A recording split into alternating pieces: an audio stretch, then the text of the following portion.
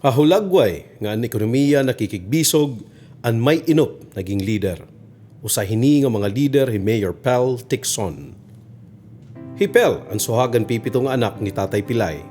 Ang may pinakahilaba ang nagserbisyo nga mayor hantanawan nga nanay presi nga usa nga pampubliko nga magturutdo. Hipel inusa nga salutatorian na tanawan 1 Central School ngan valedictorian na Assumption Academy. Kumusa nga bata nga leader, nakarawat niya ang pinakahitaas nga award han Boy Scout, ang Eagle Scout Award, nga nakabinipisyo han Jerry Rojas Leadership Award. Hipel nagtubo nga nagdako din niya tanawan, kundi inhiya nagliyong-liyong ang mga kabaranggayan, mga kasangkayan nga puros taga-tanawan. Naibaro pag-inom han aton marasa nga tuba. Hiya intinuod nga usa nga tuminungnon nga tan-awananon. Hakadayunan Hipel in nag-studio han engineering ha Divine Word University ha Tacloban, kundi inhiya naging agsob nga Dean's Lister. Hasulod hini nga panahon, hiya naging makarit nga student leader ngan pinakabatang assemblyman han Student Council of College of Engineering nga napili nga maging president han Supreme Student Council. Haniya paggraduar, Hipel ginimbitar dayon han pinakadako nga kompanya nga ang Procter & Gamble. Mahitungod ang iya abilidad, hiyain madagmit nga na-promote dayon pagka-manager hiniba-iba nga departamento han Procter & Gamble Philippines. Sugad han iya pagkatin han Training and Development Department han bugos nga Procter & Gamble ha Pilipinas. Nganan iya broadening role niya ha Procter & Gamble ha Amerika. Han siya han yung mga bulan han tuig 2000, Hipel gin-promote ngadto ha Procter & Gamble Singapore. Kahuman hin pira ka tuig, bumalik hiya ha Procter & Gamble Philippines nga gin-promote na liwat para maging Associate Director for Modern Retail Operations sa bugos nga Pilipinas. Gin-promote na liwat hiya balik ngadto sa Singapore para maging Associate Director for Marketing Strategy and Planning for Fabric and Home Care Businesses ha bugos nga Asya. Nasakop ang Pilipinas, Singapore, Malaysia, Thailand, Indonesia, Vietnam, Japan, Korea, nga Australia. Para inusa nga probinsyano nga nagtatrabaho nga may higayon, igkahimang raw hin mga leader abroad na inspire Hipel nga subdon nga dadon ng pag-uswag o development, hini nga mga nasod ngan hihan iya hinigugma nga tanawan. Iya personal nga nahikitan nga ang progreso and development pwede ngayon matuman ngan mahinabo. Sugad ang transformation ng Singapore, di kang hinpobre nga nasyon into a first-class nation. Dumata hin maupay nga liderato ngan pan-gobernuhan. Hi Mayor Pel nakaasawa kan Penny, anak han anay Vice Mayor han tan-awan Dr. Dodong Banyez. Gintagan hirahin tulo nga anak nga Hira Paulette, Gio and Patty. Ang pagiging usang asawa nga tatay inaghatag kan Pel in growth as a leader. Ginkikita niya nga ang pagserbisyo a publiko indiri usa nga trabaho kundi usa nga bukasyon. Paru-pariyo hit pamilya nga di niya ginuna-huna ang kaguol han trabaho kay it is a labor of love. Han 2013, tungod niya hingyap nga makabulig nga igkasi tanawananon, hi Mayor Pel indin malagan pagka-mayor. Hi Mayor Pel indiri na surrender habut nga han kakurian, kundi hiya lugod inatindog para tubangon ang tanan para makahatag in inspirasyon ngan paglaom pinaagi han iya paggios. Han panahon han Yolanda. Hi Mayor Pel Ticson upo niya team in nag-inspeksyon han mga baybayon ngan ginpursige ang mga mulupyo nga mag-evacuate nga naghatag in final briefing ngadto ang local disaster council ngan evacuation centers. Pinaagi ang liderato ni Mayor Pel, gintalinguha nga naningkamot ang bungtuhan tanawan nga mag-andam para hanti rulpot nga dilubyo.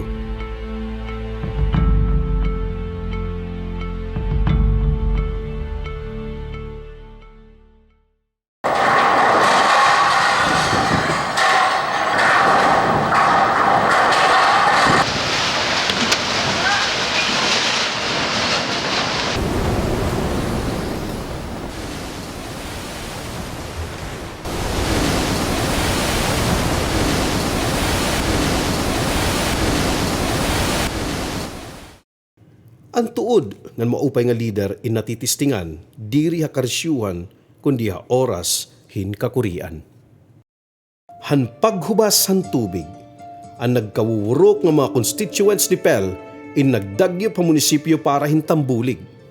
Mayor, anot mananabuha aton? Asya ang pakiana nga naaningalngal ha mga bungbong han munisipyo. Bisan habot nga hinwaray kasiguraduhan, darahan kalamidad, ginpili ni Mayor Pel nga magpabilin, maggiya, nga maghatag hinlamrag hinpaglaom, pinaagi hinpagpatapod ha iya mga tao. Ayaw kabaraka, mga ngaro kita hinbulig. Ito, mapapamatudan ang pag-abot hinpira ka adlaw nga ini nga mga pulong inimportante para han kusog ngan pagkaurusa han tanawan. Nobyembre 10, ikatulo ka adlaw, ginawa ni Pel ang dalan tikang tanawan ngadto ha airport. Sinmakay hin motor pero kaurugan hin nagbaktasla mahitungod nga an mga karsada kung diri guba diri maagian hin sarakyan.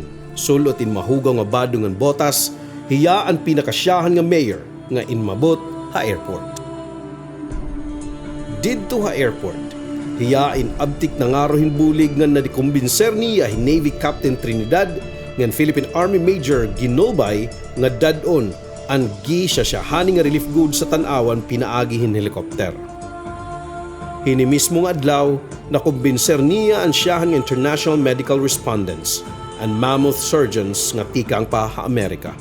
Nga Asya ang nag-opera han may mga kritikal nga samad ngan mga piang ha mga lamesa mismo han munisipyo.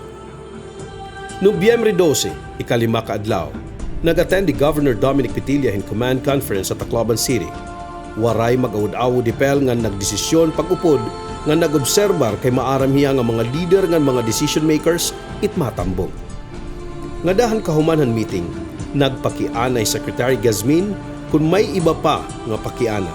Tungudan kakasi-kasi ni Pel nga naglalaom ang mga katauhanan tanawan hinbulig, hipel insinmagbang para mag-asoy kabalhinan emergency situation at tanawan. Tungod hini nga gios, nakakuha ang tanawan hin rasyon hin pagkaon tikang kan Secretary Suliman, security augmentation from General Villarmino and General Dolina, nga natagan gihapon ang tanawan hin medical nga bulig ngan kadugangan nga team para han debris clearing and cadaver collection. Temporary nga urukyan pinaagihan sa Maritime Force, UNHCR and Inter-SOS, Emergency Shelter Assistance Initiative kaupo ni Secretary Ikot, ng DSWD ngan pagbalik han kuryente han bungto. Ang diskarte ni Mayor Pel, nagbutang han tanawan ha mapa para han emergency operations. Andam na hin plano para rehabilitasyon ng pag-ayad balik, nagdesisyon hi Pel nga mag-gate crash utro. Yan ang higayon, usa nga programa hapalo nga may ada appointed nga rehabilitation czar nga hiping Lacson han OPAR. Ginkumbinsi ni Pel Hilakson nga pumakadto tanawan para mapersonal pagkita ang sitwasyon. Hangatanan nga mayor nga apektado han Yolanda, hi Mayor Pella ang gisasyahani nga nagpresentar hin plano para han rehabilitasyon ha sobra 170 nga mga munisipyo nga apektado han Bagyo Yolanda. Tungudan paniguro ngan andam hi Mayor Pel hin plano ngan asya ang pinakasyahan nga mayor nga nagpresentar ha mga Yolanda Ground Zero areas na abrihan ang mga puwertahan oportunidad. Ano sa kahektarya nga public plaza ang tanawan, in ginikayat nga maayad dayon tungudan bulig ang Double Dragon, India. Pinaagihin usa nga personal nga meeting upo di Mar Rojas, ang siyahan nga moderno nga merkado publiko ug han munisipyo in gininayad na ngan igsusunod ang 54 nga barangay halls. Via sat phone, nagkaistorya hipel ngan himandaluyong City Mayor Benhur Abalos.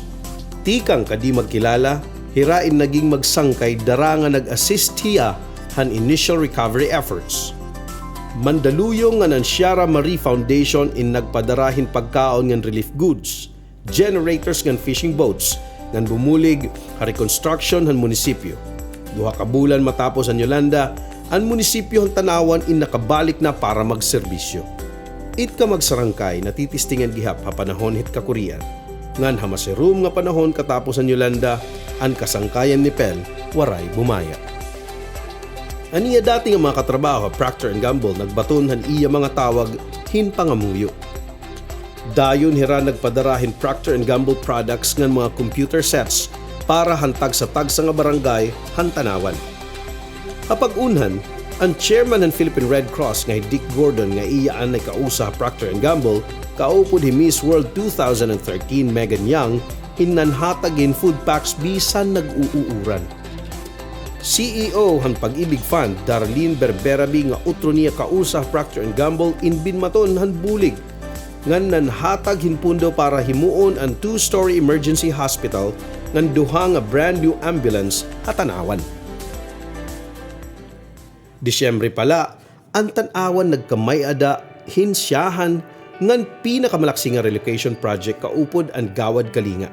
Usa nga foundation nga nakilala ni Pel tungod usa nga sangkay nga hi Tony Miloto. Chairman han GK ngan iya gihapon kausaanay ha Procter & Gamble. Samtang ang iba nga mga bungto naghihimuhin mga bunkhouses para temporary shelter, nagtitindog na kita in permanent houses. Ang kan Mayor Pel, matindi nga diskarte asya nagdara para matindog pa indamo nga kabablayan. Ngandidahan 2014, natikangan dayon ang pamalhin han 500 nga pamilya ngadto ira permanente ngan bag-o nga kabablayan. Sugad good hini kalaksi nga progresibo. Siring pa ni Bernard Kerblat. The recovery and building of Tanawan is so far the fastest than any other recovery efforts undertaken I have known anywhere in the world. Hakan Ramos, nagkamayada hin Agap Project ngan didto nagkita hi Mayor Pel nga nan presidente han San Miguel Foundation nga amo gihapon ang founder han Habitat for Humanity nga hi Miss Camille Buenaventura. Nangamuyo hi Pel haiya hin nga mapunduhan liwat ang paghingayad han mga balay ha Barangay San Roque ngan Santo Niño. Pinaagi han Habitat for Humanity. Hakalaunan, hi Miss Camille Buenaventura sumaka stage para tikangan niya inauguration speech nga nagsiring, "Kamakulit ni Mayor, pero I approve his request for 300 houses in Tanawan." Salamat kami han Habitat nga San Miguel Corporation nga nangantag niyo Dixon ang ihatag nga balay haros.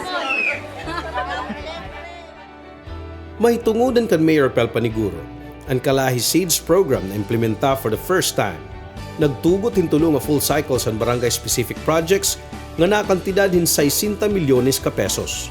Nang tungod ang paningkamot han komunidad, ini nga mga cycles naging successful pangayad hindur dilain nga mga proyekto sugad hin mga karsada, drainage system, irrigation system ug iba pa. Ini nag-abri hin bag-o nga portahan. Hapag kaya na NCDDP usa nga World Bank program nga ang presidente usa gihap naging ka-personal meeting ni Mayor Pel ang nagpa-reconstruct han barangay chapels. Ang success han NCDDP program ang naghatag hindalan nga magkaada meeting han presidente han ADB nga gin-host ni Dinky Suliman ngan Mayor Pel hatanawan. Gin-approve ang ADB and kan Pel request hin mga LED street lighting project.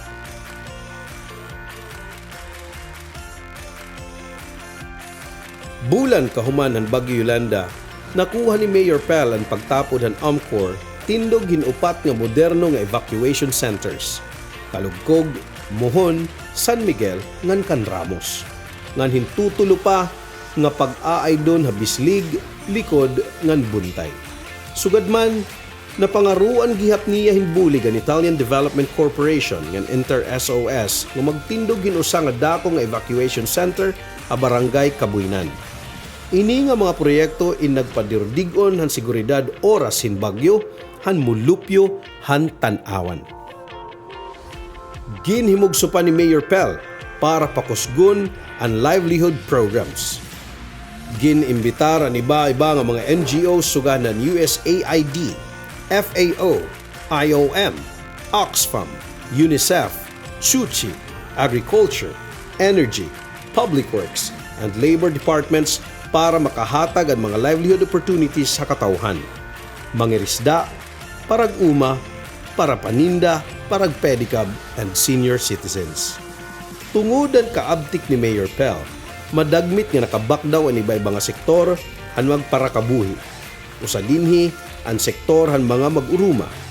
Innadoble ang ira produksyon hin bugas bidahan 2015 tungod hin libre nga mga certified rice seeds, fertilizers ngan iba pa nga mga ayuda. Gintagan gihaphin prioridad ang mga senior citizens. Tungod han kamaupay han relasyon ni Mayor Pell ngan Secretary Dinky Soliman na bilngan hin paagi para madugangan ang makakakarawatan pension han mga senior citizens. Mahitungod ang kalaksihan progreso at tanawan, ginimbitahan ni Pell ngadto sa Amerika para magrepresentar han bugos nga Pilipinas ang community-driven event ang United Nations General Assembly. Dito iya nakilala ang mga opisyalis sa MCC nga iya ginapangaruan hinbulig para han water system project han 29 nga barangay nga intalon waray pa makatagamtam hinnawasa nga tubig. Naaprubahan ini nga magtitikang it implementasyon yan ng Abril 2016. Kakumpleto hini magkakaada itanawan hin pinakasyahan nga 100% water distribution. Ngan magiging syahan nga municipality Leyte nga may ada 100% water supply. Nga tanan nga paniguro nga leadership ni Mayor Pell in nakitaan. Hasuludan iya termino, ang tanawan in natagan hin award tikang PNP Region 8 kumuusa nga municipality nga may da pinakadamo nga nadakop hin party droga nga mga kaso nga napaukoy ang illegal nga masyaw. Haluyuhan iya sakripisyo, kakasi-kasi paningkamot ngan diskarte nga waray pagtalikod ngan pagpabaya han kakurian han panahon han Yolanda. Gintagan hin prestihiyoso nga award hi Mayor Pell han UP National College of Public Administration and Governance, the Jesse Robredo Foundation, Frederick Newman Foundation, and San Miguel Corporation as one of the top 5 most outstanding mayors in the Philippines nga ni Mayor Pell inkinmarawat han pinakahataas nga award han Rotary Club of Makati, ang Tony Quirino Award for Outstanding Public Service. Usa nga dako nga honor ini, dirila kan Mayor Pell kundi para han bugos nga tan-awan. Mga kasangkayan, ang aton minahal nga mayor, Mayor Pell Tixon. We have achieved so much since Yolanda. Ang atong paniguro, ang atong sakripisyo, ang atong pagburubligay, amo'y nagbunga. Ngayon atong minahal nga bungto nga tanawan, amo na yan ang kinikilala nga usa nga pinakamakarit nga bungto habugos nga Pilipinas. Mga hinigugma ko nga mga tanawananon, malamrag kaupay it kabubuwason it tanawan, atong padayon nga pagburubligay.